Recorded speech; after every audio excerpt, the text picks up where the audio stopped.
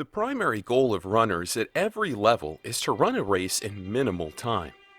However, running fast takes a lot of energy, and runners, like cars, have different levels of fuel economy. Thus, running economy, which is an indicator of energy use efficiency, becomes one of the main priorities of training for elite athletes. It's similar to a car's fuel efficiency.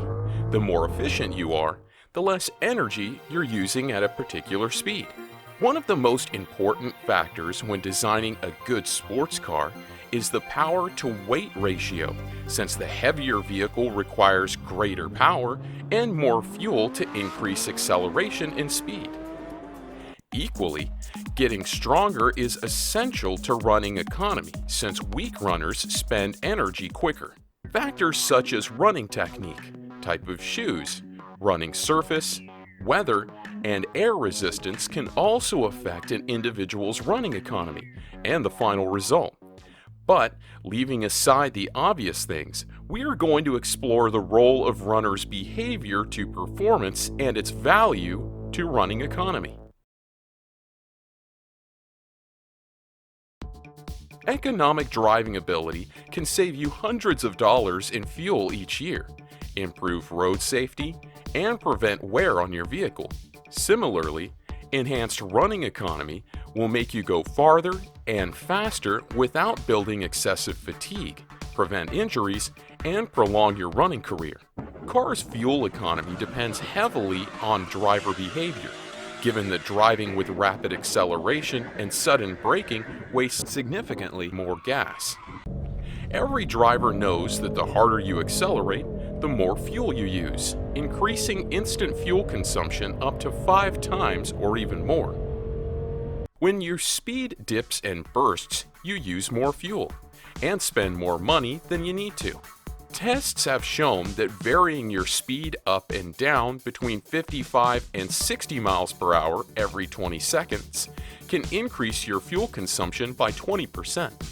On the other hand, cruise control keeps a steady pace, and it is very efficient on smooth and even ground. According to various tests, it can save up to 10% in fuel economy.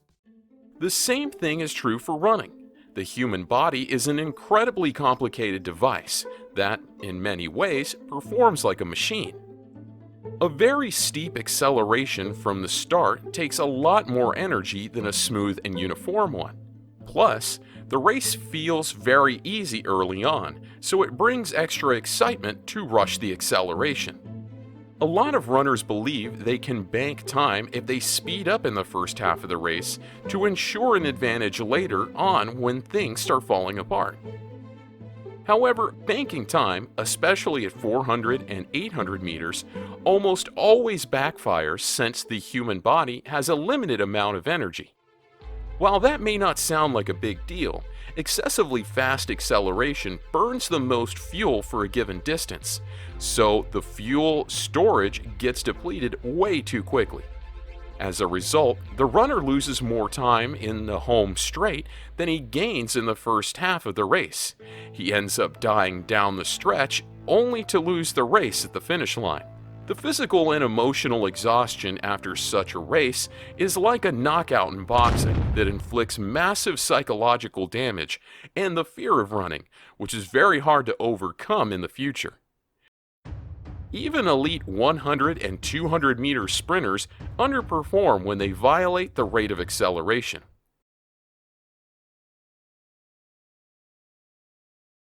I told you my favorite event. Do you think I can run on the 19? Let me try. Set. Usain Bolt shot out of the blocks with the best reaction time of the field, unleashing devastating bursts of speed. He went through the first 50 meters in mind-blowing 5.60 seconds.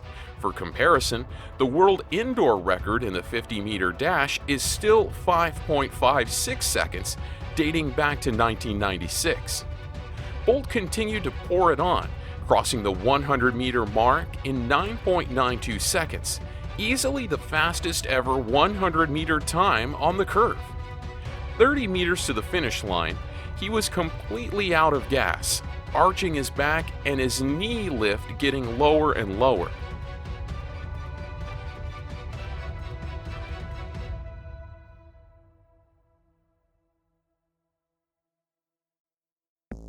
By contrast, Michael Johnson had much lower speed reserve, but the world's best pacing strategy among sprinters. He ran 18.5 seconds on a 4x200 meter relay as a collegiate athlete. Unfortunately, the race when he ran 19.32 seconds was not the perfect one. Johnson stumbled out of the blocks, and he strained his left hamstring at the end. That cost him at least 1/10 of a second. There is no doubt Usain Bolt having the best top-end speed in the world combined with optimal pacing strategy could post sub-19 clockings in each of his major championship finals. Running economically is about being as smooth and as gentle as possible, since the energy cost is very sensitive to even the slightest changes in speed. Smart, even pacing and patient execution will help you clock your best time at any distance.